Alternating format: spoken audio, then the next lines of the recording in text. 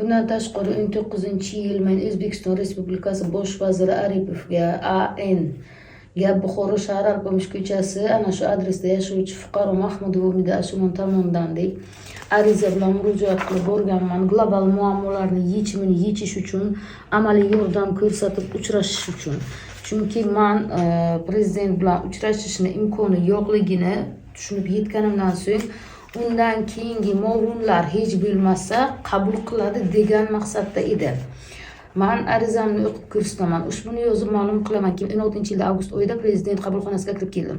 Yurtimizda va yurtboshimizga kelajakda yordam berib, halol maqsadda kelajakda xizmatimni boshlab, insonlar mushkullarini oson qilmoq edi. Ammo kirishni iloji bo'lmay Armonda qaytib ketdim. Shu qaytib ketishga majbur bo'lganman. O'shanda ham o'lim girdobiga tushib o'z joniga qasd qiladigan odamlarga yordam berishdan saqlab qolish uchun litsenziyalashtirib, o'z yurtimiz kelajagi uchun, xalqimiz kelajagi uchun yordamga chiqishim kerak edi. Hozir vaqt soat ketib bormoqda. Shuni inobatga olgan holda yurtimiz kelajagini, meni xizmatim zarurligini bilganim uchun siz bilan uchrashuvni iloji boricha tez iltimos qilib so'rayman. Sababi 16-yil avgust oyidan so'ng yurtimizga ko'k ham kirib keldi. O'z joniga qasd qilish ham kuchaydi.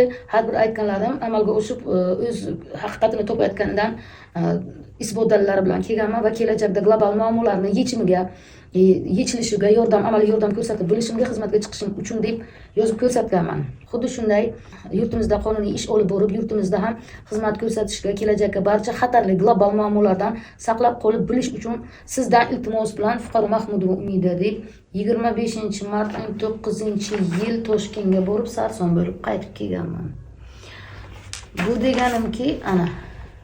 Bu deganimki, hozirgi bo'layotgan holatlarni barchasi menga Allohdan yer diagnostikasi, dunyo kelajagi diagnostikasi, odamzod diagnostikasi kabi Allohdan bildirilgan payt bildirishga va xalqimga yordam qilishga, harakat qilishga chekinganim yo'q. Qiynalgan bo'lsam-da, menga ko'p fitnalar, uydirmalar, dushmanchiliklar to'xtagan emas.